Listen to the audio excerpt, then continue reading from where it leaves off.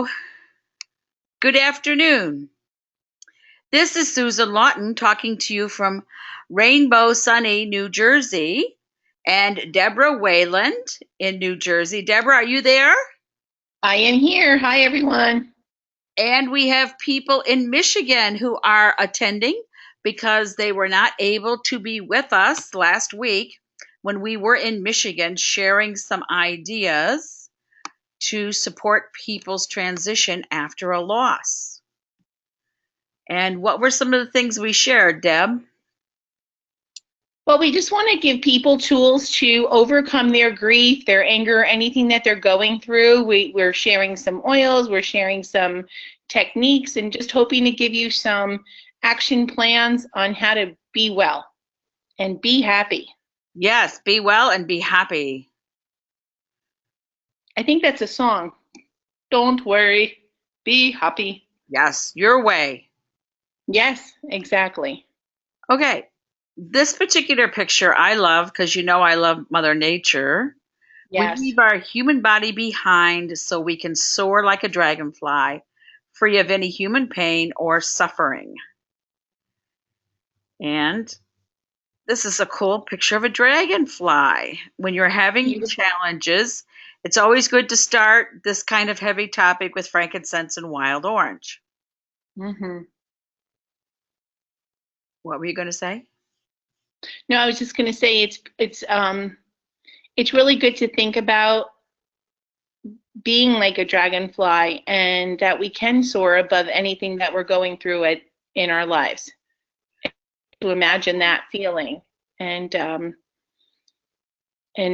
our loved ones or anything that we're going through, free of pain and suffering. So it's a beautiful image to keep in your mind. Yes.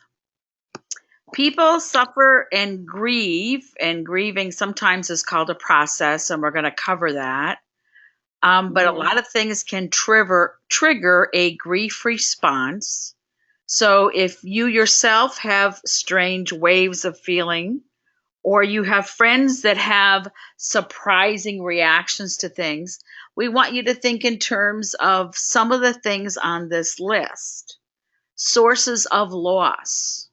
When people feel abandoned, people like get reorganized out of their job, they feel very abandoned. If you suddenly discover someone in your life has got a serious addiction to alcohol or to drug use, if you lose someone to a passing over, death of a pet. I mean, a pet is a member of the family, a dog, a cat, whatever it is your pet. Mm-hmm. And we want to remember that loss isn't just a death. It can be a divorce, ending a relationship, even a fire or theft in your home. I had friends personally suffer a robbery within their home, and a part of them really had to go through the grieving process after that. Yes. And remember, a lot of these things that we're listing here, you have absolutely no control over. And that's part of what we're going to talk about today. That part of grieving is recognizing what we have control or influence over and what we just have to come to recognize.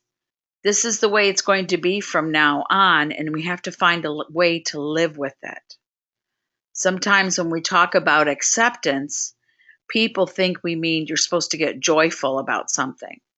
Mm-hmm. No, that's not it. We're asking you to develop coping mechanisms so that the change that has been imposed upon you without any input from you can go on.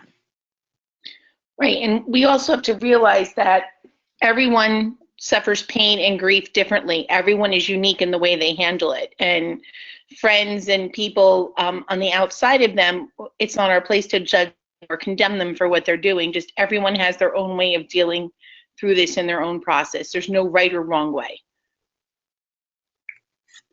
Yeah, you can't do anything wrong. You feel what you feel, and that's just how it is.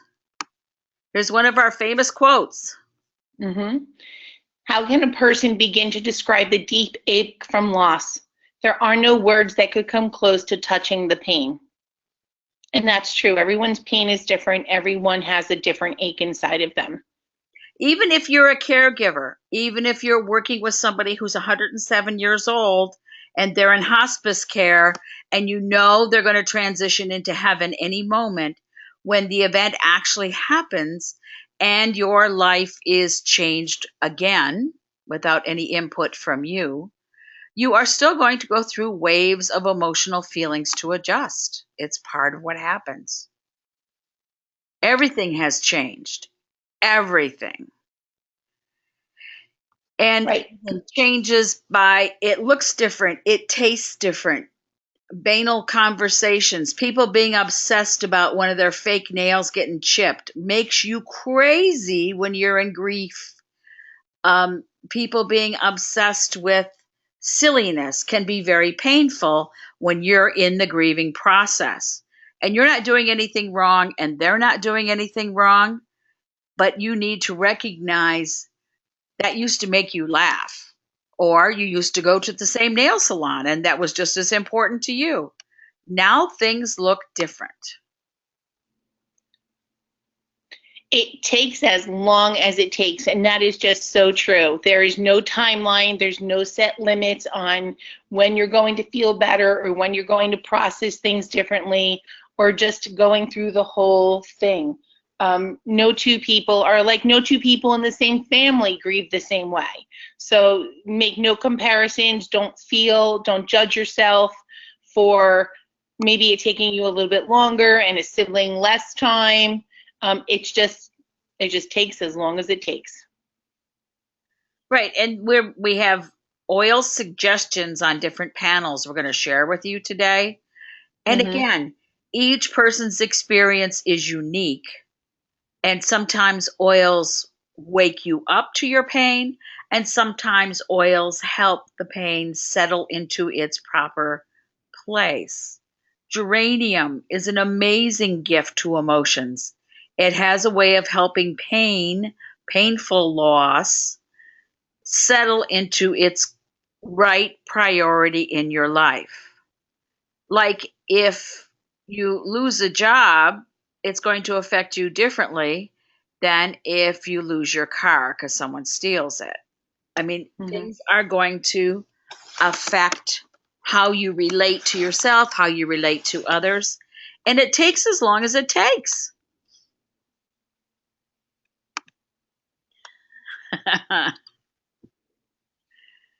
We need that today. We need those umbrellas today. Yes, we do. Do not confuse my bad days as a sign of weakness. Those are actually the days I'm fighting my hardest. Okay, what does that mean? Sometimes you're cranky, sometimes when you have sharp answers for people, or sometimes when you're declining messages, okay? It's because you don't want to be with people, and there's nothing wrong with that. Right. I think as far as being a friend of someone going through the process, we have to realize that we're not going to take those bad words or the attitude personally. We want to depersonalize the situation and not judge that person and just be there in support of what they're going through. Right. Remember, this is not about you. Right. When you're with a friend who's grieving, if you have expectations of they should be interested in your activities or they should be concerned about you, that's not fair. If you're visiting somebody as a mitzvah, that's a kindness of the heart or a charity from your heart, your concern should be about them, not about how comfortable you are. Right. So get with the program. And by getting with the program, we have to admit that, yes, when you're going through that process, you've changed. Pain does that to people. And you have to recognize that. You're not going to be the same person you were prior to this loss, whatever type it might be. And those around you have to realize that you're now changed.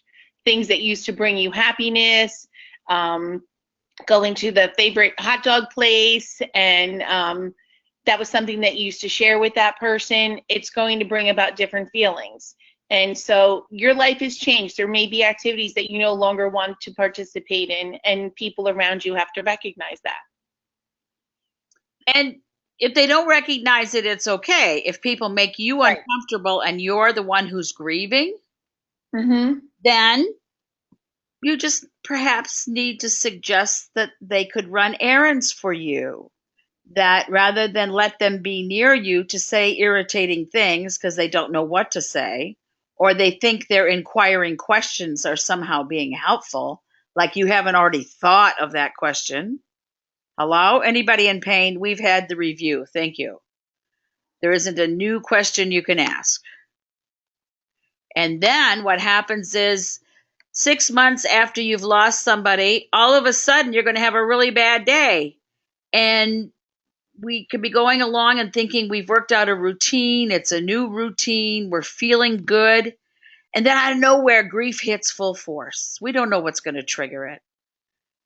These are not setbacks. They are a part of the experience. Right. When grieving, we can just be going along. And I know for myself and for friends that have gone through this, they can be walking down the aisle in the supermarket and look at like a product on the shelf brings back a memory, or watching a movie that you used to previously share with someone. It just might bring that emotion on, and that's okay. And we suggest that to get you through these times, you drink lots more water, you criticize yourself less. Just don't punish yourself for the way you're feeling. Make a plan. And we're going to be talking more about that, of course, and seeing that you're making all the good choices that you actually can. And please remember, whatever pain you're in, you're not alone. Right. What I mean is, you're not the only one who has fallen into this really dark pit and think that you can't ever feel good again. There are tons and tons of people going through pain that was initiated by 11 million different ways, and you're not really alone. What you have to get is that you're in charge of you. And this is the grief wheel. And this was something we talked about the other night, kind of letting people know, like Elizabeth Kubler-Ross, there's stages that things happen in, but you can't organize it. That's why it's a wheel and has spokes coming off of it. Things are going to happen in their own order, but the reason we want to talk about this, remember, Debbie, we were talking about when we recognize that we've deteriorated, we're not moving forward, we're stuck. That's right. If you recognize signs of deterioration in your friend or yourself, you need to reach for a stick. You need to reach for what will help you move back into the shower for hygiene. What will help you, like alcohol does not help with sleep. Sugar does not help you rest. The body has to work really hard. So if you go on a Dunkin' Donut binge, or you go on an alcohol binge to try to quiet whatever the noise is that's hurtful, it's only going to make things worse. Right. And you have to see the deterioration, like if you're having signs under that deterioration area, it's your body's asking you to please change something. Okay? You got to do something a little bit different to get yourself back in that wheel on the road to recovery. So just see that as a sign, as this, that, okay, I have to make a change so that I can get better. Yeah, but just so you know, there's no straight lines when it comes to grief. There's no one hallway, there's no one escalator. It is a labyrinth. Right, and actually, we don't even necessarily follow that wheel in that same pattern. We can bounce back and forth. Right. Now, right, it's not that straight road. Right. Now, this is a skeletal structure that shows many different scans that show the heat, and these are pain centers in the body.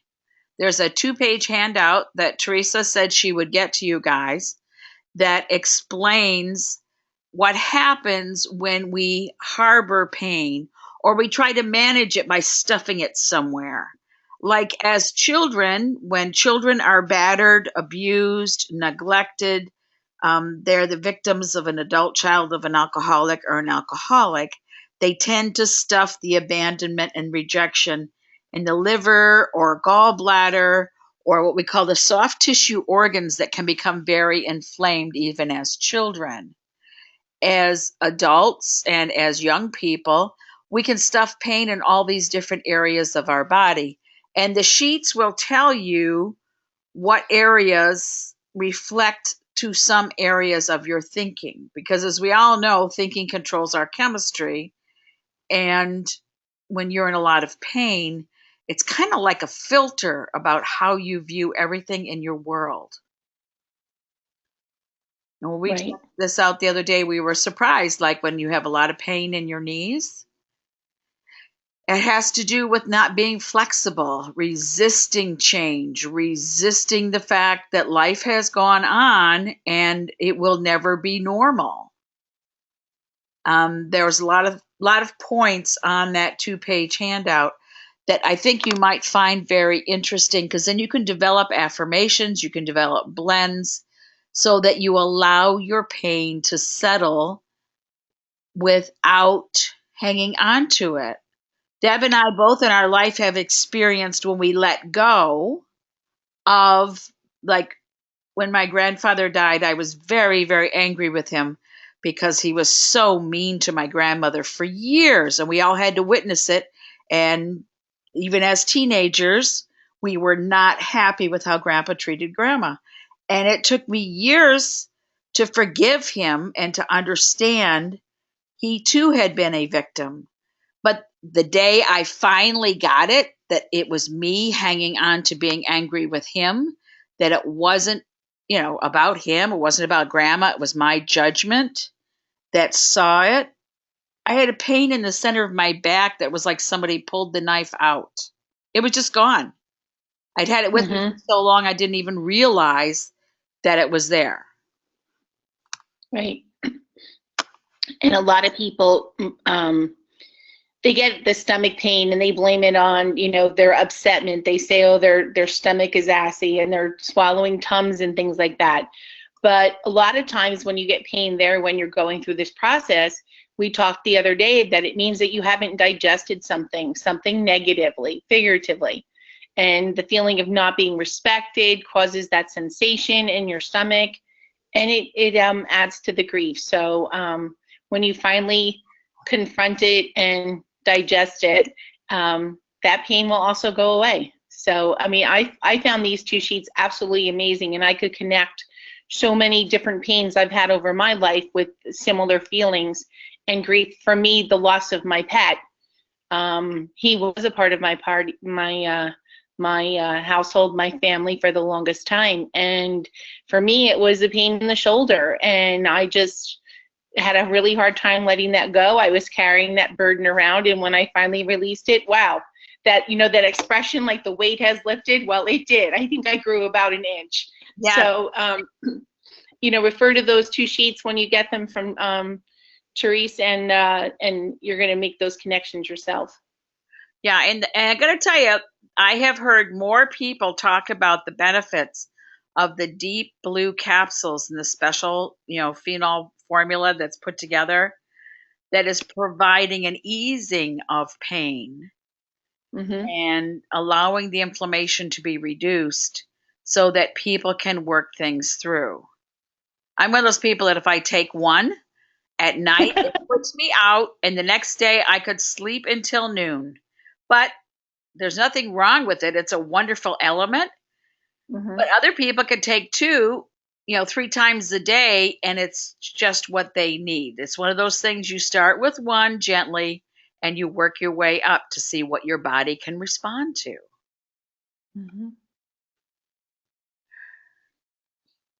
Sometimes grief and disappointment can be so strong and deep that many times it makes it difficult to take in the comfort that's needed. A lot of times friends or family come around to try to offer you that support, that comfort. And when you're going through the process, we don't even see it. We just don't realize what's being offered to us, and we're not able to feel relief in whatever's going on. So we have ways to help you get through that. What are we going to do, Sue? Well, I know this sounds strange, but make lists. Make lists of things and tasks. Think of tasks you can give people to do, because you'd be surprised the number of adults that you know who've never suffered a loss. Their grandparents are still alive. Their aunts and uncles live so far away that when they passed away, they didn't even attend the funeral. They don't understand the loss of a family member, and they never had any pets. So all they know is that you're upset and you feel bad, and they don't know what to do. So if you have a list of tasks that you can hand them to say, you know what would be really helpful?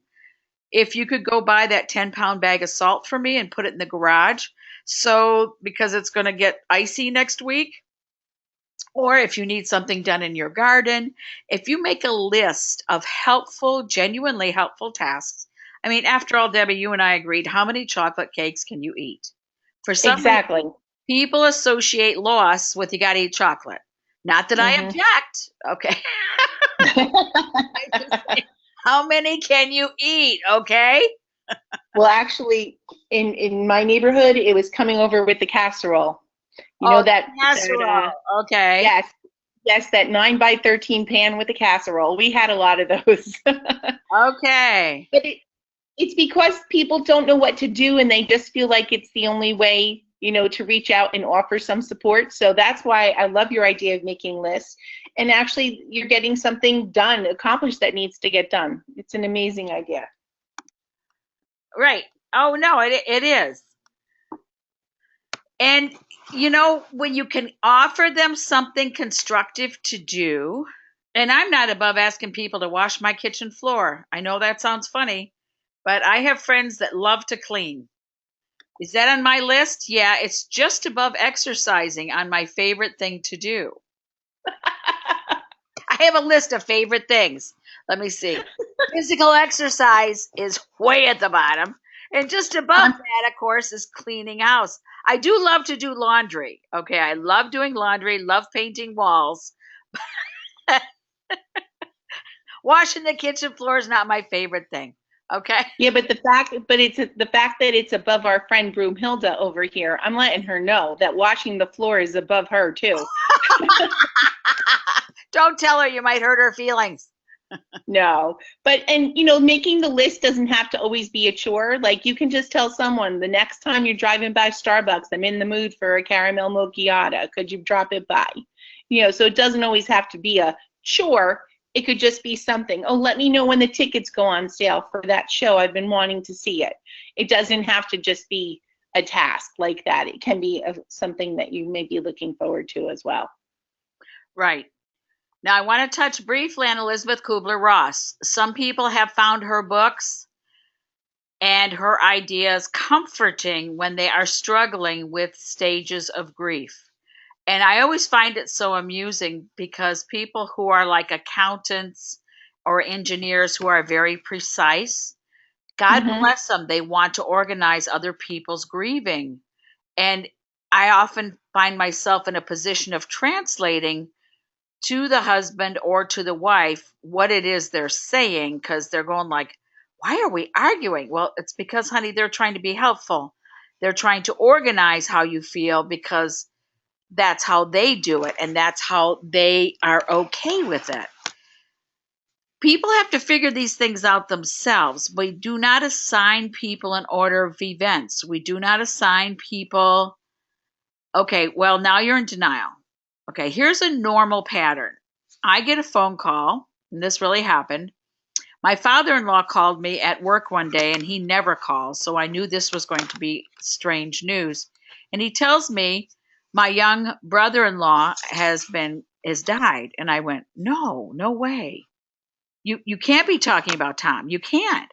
And he kept saying, yes, Kim's husband. And I said, oh my God, how am I going to tell John? And I was in total denial that anything took place. Then I got really angry. How dare he check out and the rest of us are still here? And then while we were making arrangements for the flights to go to Michigan, I was bargaining that maybe they made a mistake. Maybe it wasn't him. Maybe nothing will change. And then when you finally have to cope with, yes, indeed, he's gone, the helplessness sets in. You're helpless to change what has occurred, and then you feel powerless. And what happens Mm-hmm. when we feel powerless? We get depressed. We feel Right. we have no power in any area of our life. Right. That loss of control. Yeah. Again, this was imposed on us. We did not ask for it. We were not taken into consideration. We did not get an advance memo. And then there's acceptance. Remember, I told you what a tricky word that is? It is. Because, Because, go ahead. go ahead. No, it's okay. Go ahead. Finish. It's not approving, okay? It's not approving what's going on. It's accepting the fact that your life has forever changed and that you have to live your life, enjoy your life, have amazing new experiences, different experiences, but you'll still be missing Tom because he's not going to be there. Right. Yeah, I was going to say a friend of mine is going through that right now, and she's in between a few of those stages. And she was telling me actually just last night that some of the words that really get to her the most are when people say, "I know how you feel." And she said, "Yeah," she said to me, "I just want to scream. No, you can't. You don't know how I feel." And so people that are with people going through that process, just let them go through it and offer other words of support than those words, because apparently it really does affect the way the griever is feeling when you offer that. Oh, yeah, because they just want to lash out and say, "You don't have a friggin' clue." Well, that's it. She's so sweet and kind, my friend Anna, and she would never do that. So what's happening is she's holding that in every time someone does that to her. And I felt last night she was at her boiling point, and so she can release it to me. We've been friends for years, and so I was the good person to just like vent that all at, but she would never do it to the person saying those words. So it's really important sometimes that we stop and think before we speak. Right. And remember, we discussed earlier that everyone's experience is unique. And we don't know what the Exactly. triggers are going to be. But if you can remember that angry is just sad's bodyguard, and there's nothing about our society that prepares children or young adults for what do you do when somebody dies? What do you say? What's appropriate? If you're a very religious person and your particular organized religion has rituals, practices, organized ways of people showing respect, that's fine, but people still don't know how to feel. Right. And sometimes And anger is sad's bodyguard or fear's bodyguard. right. And when you feel when you're sad, there's times you just don't want to talk. You're in that just leave me alone stage, and people don't always understand it, and then that also brings out the anger. Right. So we have a myth. If we keep busy enough, the pain will go away. But the fact is that no matter how busy one is, our hearts will still be broken. While activities help ease the pain, it is not a healer of pain. And we really have to keep that in our thoughts. Again, my friend Anna that I was just mentioning, she keeps herself busy all day. From 9 to 5, she's on the go. She's with people. She's volunteering. She's really being active. But then at the end of the night, when it's quiet in the house and everyone's gone, and that's when she feels the pain again. So you can't run away from it. You just, it's just not a healer of pain. It's nice to be busy, but you're still going to go through it and feel it. And whatever it is your it. And Yes. being busy is something that I often encourage. The reason I encourage it, because I want you physically moving around. I need you to move around. The reason you need to move around is because of oxygenation. If you are depressed and you're not getting enough oxygen, you're contributing to your own prolonged discomfort. So being busy, at least you're moving. No one, Yes. no one has the ability to judge your emotional state of being. I mean, when I go to funeral homes, Debbie will tell you she's been with me and it cracks her up. You never know what's going to come out of my purse because I got something in there for everybody. Whether it's a small child running around and they need an activity, I've got coloring books and crayons. Whatever's going on at the wake that needs to be addressed, I'm ready. And I'm often sneaking people bottles of water. And they'll go like, "Oh, we're not supposed to drink it in here." And I'll go, "Great, let's go out in the hall." Because they need a Mhm. break. Some of the people that are coming, quote unquote, to pay their respects are not coming for the right reason. They don't mean to be self centered. They don't mean to inflict guilt on you by saying, "Oh, it was just like this when my dad died." Oh, I don't want to Mhm. hear about your dad right now. I'm trying to That's so figure true. out how I'm going to look at men fishing from now on because that's my dad's favorite thing to do. And you want to talk about your dad? Make an appointment with the therapist. Don't bother me right now. This is about me. It's not about you. But nobody else I know would ever say that to people. I'm the only one who look at them and say, "It's okay for you to go now. Thank you for coming." Mhm. Okay. Yes, you're Everybody you're has to deal with things their own way. I can hear you laughing, Gwen. You've been there. I know you have.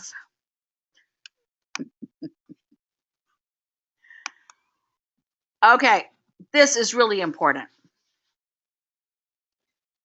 People in their awkwardness will say things that want you to come out of grieving to do something for them. Now, sometimes this is positively motivating. They really want to do something for you and they think you need a project. I always love these people special. Okay. Mhm. Because they just want to put another band aid on their wounds. So they think if they can convince you that it's time to start a new coloring book and color your way through pain, it would be fun for them. Okay. Right. Yeah, if you try to make other people happy, you're just going to keep drawing the same sad situation over and over to you. You're just not going to be able to move on from it. So whatever your thoughts that you have, normal, healthy, no matter how outrageous, you just have to do things for yourself. Don't try like to make, oh, like again, like we said, that there's that timeline. Oh, well, I know that when Johnny Jones lost their mom, they were over it in like 3 months, and now I'm going on, month 4, so I'm just going to have to try to be better. No, don't do that. Okay, think your own thoughts, relive your own experiences, everything that you need to do to get over it by yourself, and don't worry what other people are thinking. And you know what? I love Sue's best line. Just learn to say no, not at this time. And it's really real. If it's something that you don't want to do, just don't do it and learn to say no. And I think that's the hardest thing for most of us. Right. You don't owe people an explanation. You do not owe them an explanation. Okay. And carry your inhaler with you everywhere. Oh yeah, with frankincense, clove, and lime, lavender. Wonderful. Up our control wheel. Tell them. We all like to be in control, and part of the grieving process makes us feel out of control. But the only thing that you have control over is your own words, your own actions, your ideas, the way that you decide to have playtime, your own efforts. You have control over your own mistakes, and you have control over your own behavior. And if you notice, it's a really small circle of things that we have control over at that time. Okay, so you can control what you say, what you do, what you're thinking, how you're acting. And all the things that we can't control, Sue? Oh, yeah. The things that are in the outer circle. And again, we sent this to you guys. Teresa's got it. She's going to send it to you so you can look at it. Because sometimes when we get upset and we get into, I call it the circle of bad judgment. That person was wrong and I know I was right and blah, blah, blah, blah, blah. If we look at the outer circle and recognize our upsettedness is being directed at things we never had any control over, to me, it's a clue that we should examine what are we really upset about. And it's okay to practice phrases like, I'm just not feeling good in any area of my body right now or my life. So it's in your best interest to just sit quietly. Don't bother me with stuff. And when people ask me to head up committees, one of my favorite things to say is, not at this time, thank you. Try me again next year. And you got to give yourself permission to decline, because if you're very fragile or you have angry outbursts or what I call that circle of bad judgment in your head that tries to sneak out your lips, it's best that you not be in charge, don't you think? Absolutely. My favorite one. You know, this was a lesson I personally learned after meeting Dr. Sue, and it is so true. You don't realize who you draw. People come into our lives for special reasons all along our journey, but there are people that you're drawn to that can increase your energy, just make you feel better, okay? And then there's others that just draw you down, and you need to pay attention to that. And that was something that I wasn't doing, and thank goodness for Dr. Sue. She would say to me, there's something about you that totally changes after you even just talk to this person on the phone, let alone be in their company. And after she pointed out to it, I was, to me, I was so aware of it. And now I work really, really hard at distancing myself when I feel like I'm not able to cope with that, or I don't want to have that my energy drawn from me. So you need to pay attention. The universe is giving you a hint of who you should embrace and want to be around and who you should stray from. And you're going to, when you start paying attention to how your energy plays out when you're with those people, you'll realize it too. Very important. Right. And if your friends are grieving, then for your balance, it's important that you stagger activities. Like my husband used to crack up about how I would plan my appointments in a day and a week. And I'd say, no, can't have 3 big D's in a row. He goes, what's a big D? Well, that's somebody who's really depressed and is having a really bad time. It's not good for me or my clients for me to handle 3 big D's in a row. So I've got to schedule cushions. I call them cushions in between. And it's the same thing with your friends. So if you're going to be visiting somebody that's had a tragedy, and for a while you're going to be very empathetic and compassionate, and you're bringing chocolate cake or Godiva chocolate or brownies with wild orange in them, whatever it is you're sharing, afterwards, you've really got to focus on your virtues. You've really got to focus on optimism, because the familiar trigger that you sit with, because we're all empaths, whether you want to admit it or not. If you sit next to somebody who's depressed, it's catchy. And it is. If you work really hard to be positive, perhaps you can bring their level up, 10 degrees or so. But in the process, you're going to adjust down. So in my car, I've got, Louise Hay. I put her on. I listen to her CDs. I listen to Abraham in the car. I listen to books on tape that are rated G. Right, Debbie? Yes, we do. I don't go listening to the slutty, muddy books on tape. That doesn't help anything. It's not really tape, is it? That's aging. It's CD. Yeah, the CD. Yes. Come in, because they're great stories, okay? I listen to biographies of people I admire, because, hearing other people struggle to be positive can be very inspiring. So you have to choose, like Debbie said. If you talk to somebody and they bring you down because you remember how sad you were when your dad died, that's fine. Visit that, bless them, and then do something fun or spend time with somebody who's just had a great success happen.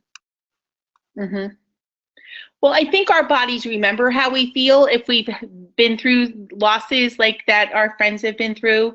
And the thing is that, people that are living that gloom and doom for like 10, 12 or more years, they will drag you down each time. And that's something that you just have to be aware of. And like Dr. Sue said, find something happy to do after you've been in their company to pick yourself back up. And having those affirmations, I have affirmation cards in my car. So when I put my hand in my glove compartment, they're there. I have some in my cup. I even write things on my bathroom mirror. So you want to surround yourself with as much positive when you're helping others that are in that downward state. Right. And don't judge yourself or others when it comes to where you think you should be. Grief is not too short. It's not too long. It's not too weak, and it's not too strong. It is what it is, and it's never wrong. This is one of those times in your life when you've experienced a loss or a tragedy, and sometimes it's just an awareness. You finally get it that you're not responsible for other people's bad decisions, but you grieve for the loss of their not achieving the possibilities you know they could have. Debbie and I have a friend named Doug who was very sick, and he was on 32 medications, and we met him 10 years ago. Can you believe it's been 10 years, Deb? No, not at all. And he was a character, funny man, great character, charming.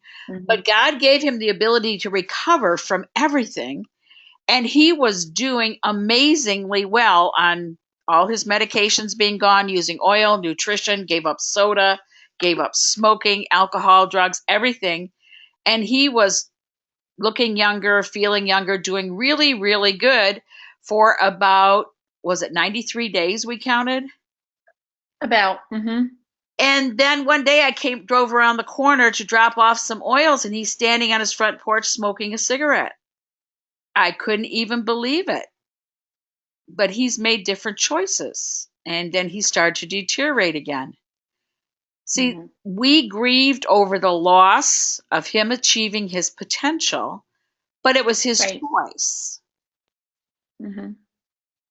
He's still with us. He's not well. Yeah. And that's hard for anyone to look at when you've seen them be able to accomplish something. But like Dr. Sue said, you can't take that on yourself. It's their own issues. Right. So and when we're in awareness that, well, gosh, I did the very best I could, and he's made another decision because of free will, or young people getting involved with drugs that we have no control over, and they're not at the bottom, so they don't want to fix anything yet. We can't fix it for them. It doesn't do any good to worry about it. It doesn't do anyone any good to be depressed because they're making bad decisions. But it does evoke a grief response. And when you're going through grief, you have to give yourself permission and others permission to grieve at their own pace. Recognize that all people are different in their journey of healing. I give myself and others grace, acceptance, compassion, and kindness on their grieving journey. And I made a funny mistake when I read that, but we didn't mention it, and we did mention it before I started to say journal.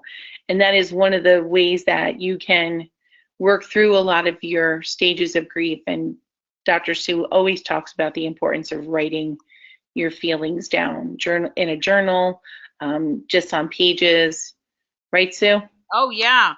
Because when you write something with your hand, not on your computer, okay? I really need you to write with your hand, because that's a direct communication. Okay, it's a direct communication of how you feel. Because once you have it out in front of you, and you might reread it weeks or months later, then you will understand how your perception has changed. And you can't make other people do what you want them to do. You have to accept they have free will. And sometimes that's a real bummer.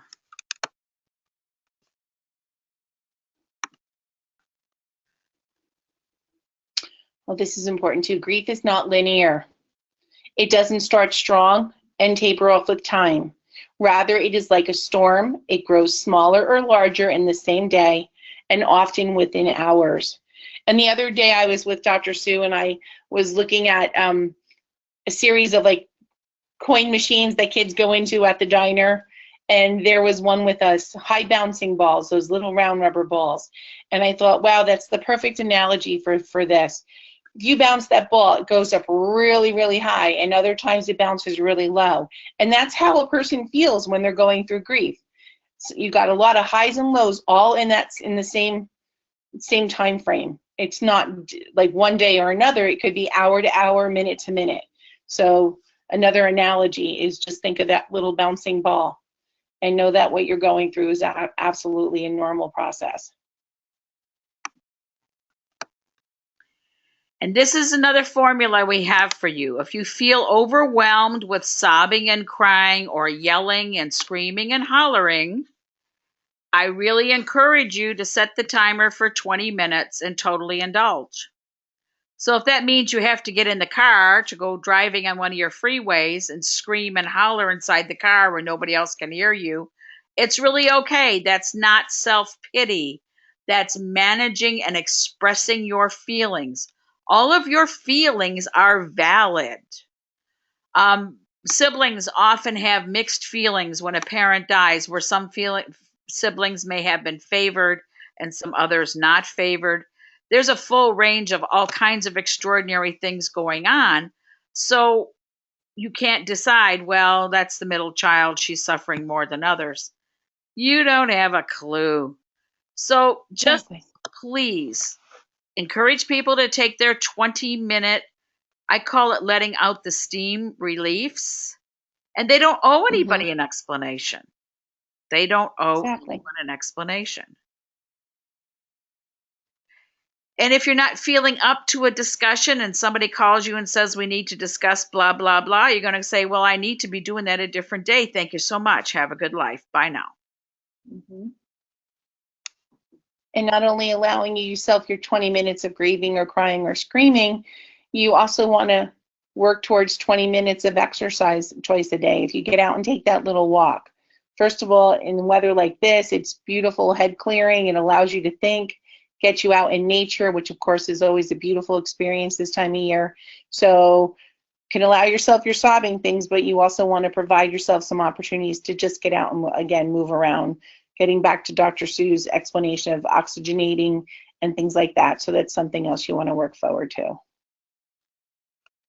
Okay, and again, sometimes you're helpful, even pastors. I've heard of pastors and ministers putting people into grief groups and say, well, I think you've spent enough time here now. What? The only people who think there's a time limit for grief have never lost a piece of their heart. Take all the time you need. Right. Just participate in life, even if it's just thinly. Exactly. You know, that healing can only take place when grief is not rushed, when you don't feel shamed, or that it's tabooed. And so many people put those feelings on you when you're going through something like this. Just don't allow it. You're in your own time frame, and you will heal at your own rate. And give yourself credit for having survived. Remember, before there were a bazillion drugs that you could purchase to help you not feel, there was just plain life. Pioneers. Think of the pioneers walking across the country. They lost babies. They lost kids. They lost their husbands. They lost entire communities. They had to deal with whatever's going on. Well, so other people survived. You can survive too. And I love this one. I'm under no obligation to make sense to you. You don't. That is so true. You don't have my need bag. You don't have my perception of the world. So sorry, don't owe you anything. And please don't try to be what do they call those nice people that are so well-meaning? A life coach. Don't try to take on grief counseling when you are not a professional. Please, please, please. especially if people are on medication of any kind. Please don't do that. Please be a good listener and make no suggestions. And if somebody seems like they are in serious trouble, recommend a professional and tell them it's the new status symbol. Everybody sees a therapist now. It's a very cool thing to have. That is true. It's right up there with designer handbag, right? That's it. And those, what do they call it, Invisalign braces? Yes, all those things are in now. They are. They are. Oh, yeah, and having a child who's an addict. Yes, that's the other big thing now society is giving you bonus points for. And it's important to remember that there's a huge difference between living in the past and remembering the past. You know, when families get together or good friends get together, you're sitting over a cup of tea or something, cup of coffee, and you're talking about things from yesteryear.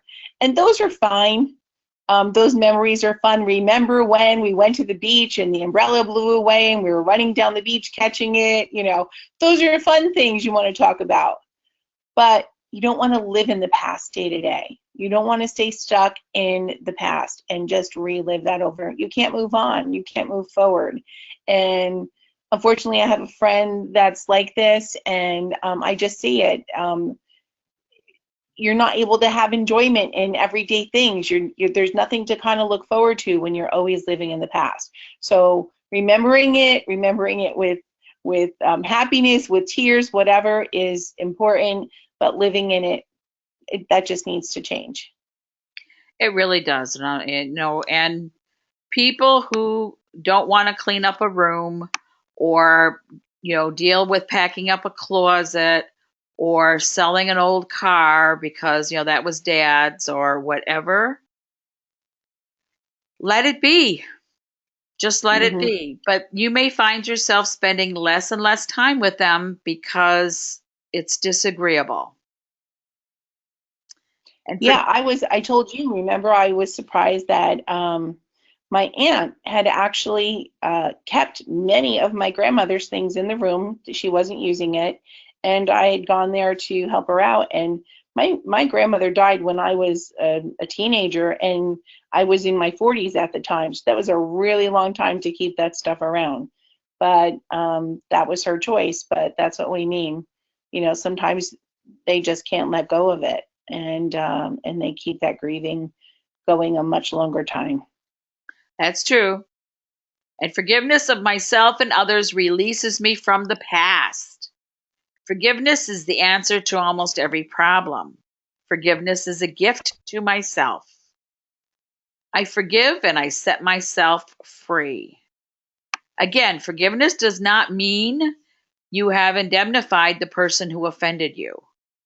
That doesn't mean you agree with what took place. What it means is you're not giving any more of your energy to the situation by storytelling and repeating or by being right, quote unquote. One of the things that people find is the most painful thing they do to themselves is when something emotional has taken place, the lengths they will go to be right and to let others know how right they are. And they want to be congratulated. And these things take up a lot of energy. But if you haven't moved beyond the high school prom and you're now 30 years old, it's time that you examine that and change.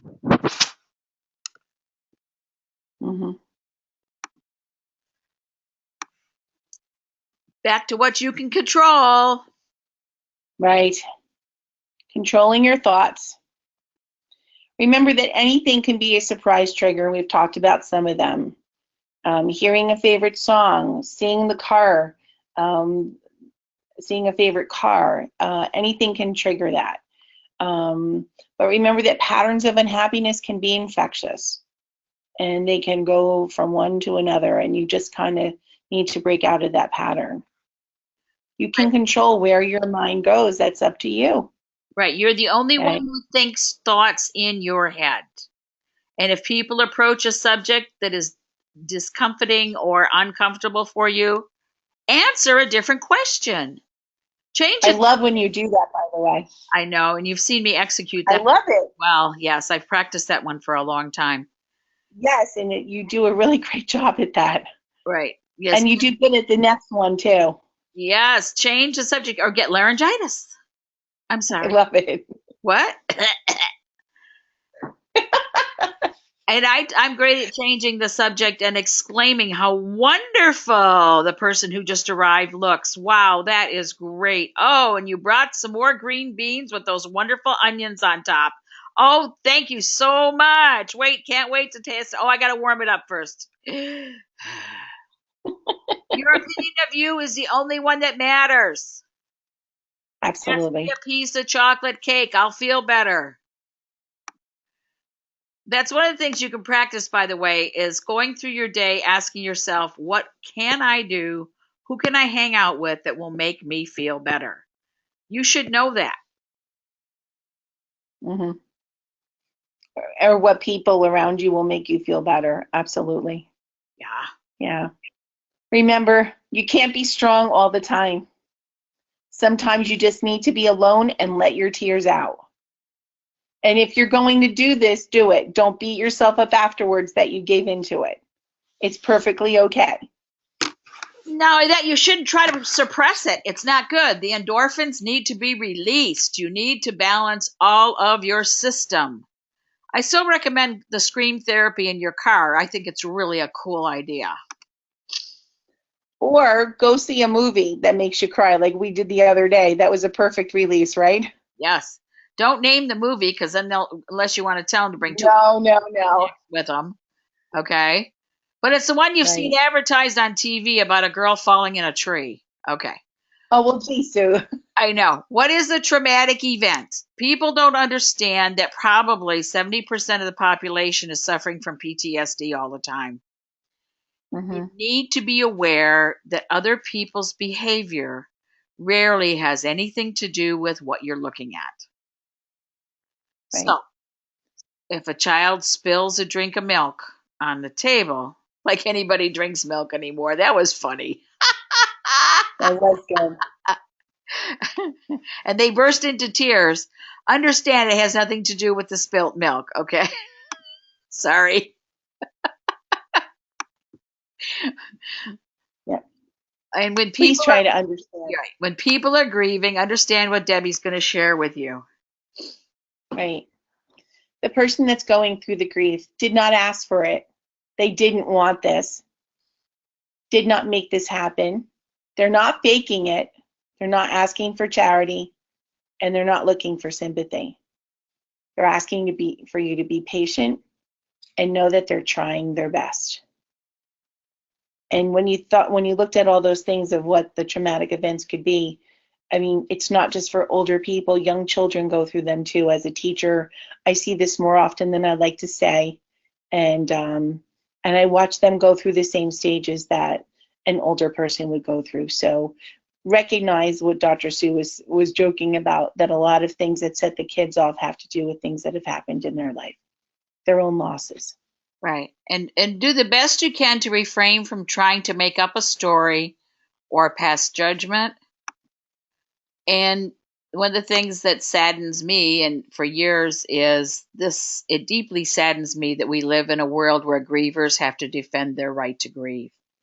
The only thing it does is create more grief. And it is sad because other people try to impose behavior patterns on you to make them comfortable. And that's when you have to have the courage to say, sorry, my father's dying isn't about you. It's not going to be tomorrow or the next day. So either understand this is about me and my crisis right now, or don't be part of my life. Have the courage to express.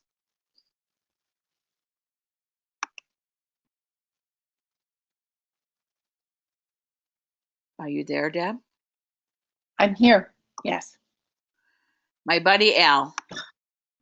I was waiting for him to pop up. Yes. Insanity. Doing the same thing over and over again, expecting different results. Yes. Love it.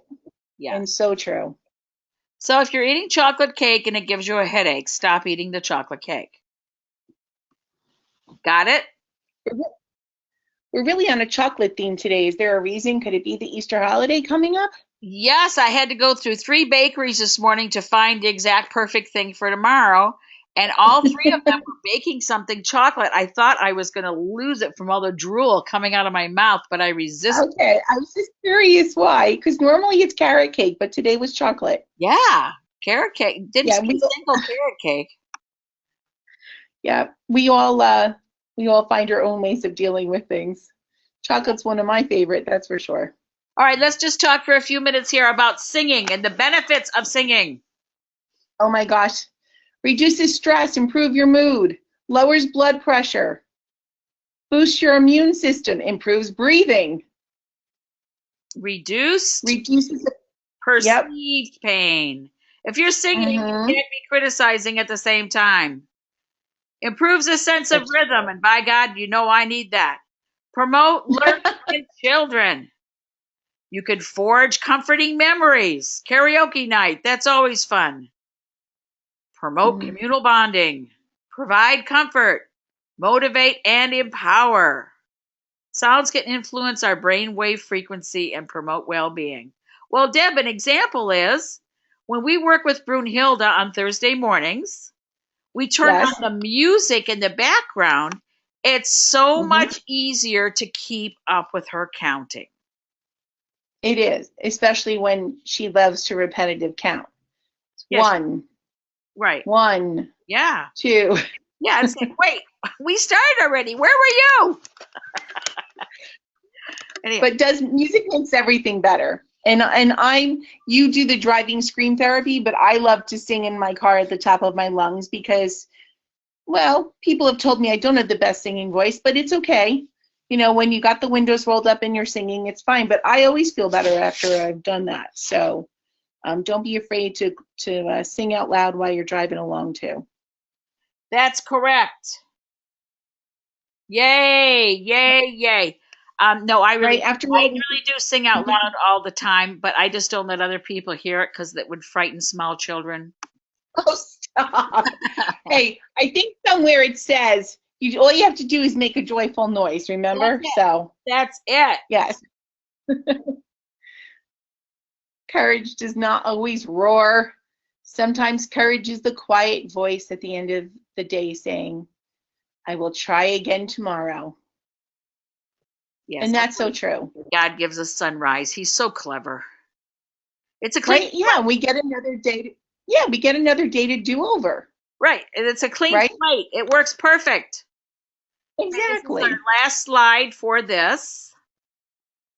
Oh, right. This is Dr. Sue's, one of her good tips.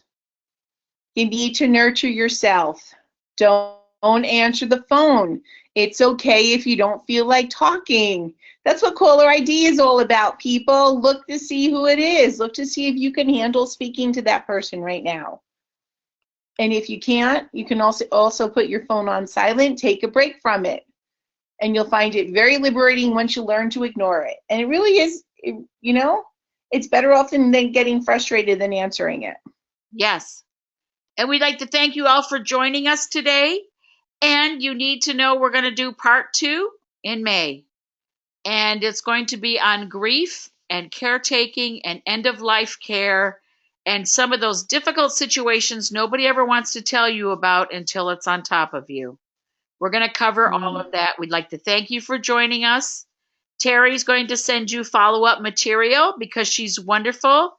And I'm sorry I didn't communicate with her better about how to be a panelist. So that's why you didn't hear her lovely voice. But thank you all. This will be recorded and posted in archives until some future date when Terry says it's time to bring it out. All right, everyone. Thank you for joining us. And thank you, Miss Deb, and happy holidays. And everybody should know Corey Junk just left his house with his wife in labor. They're going to deliver their beautiful daughter sometime soon. Yay! Oh, that's wonderful. Yes, we're excited. Yay, Corey. Thank you, guys. All right, everyone. Be well and be happy. Bye.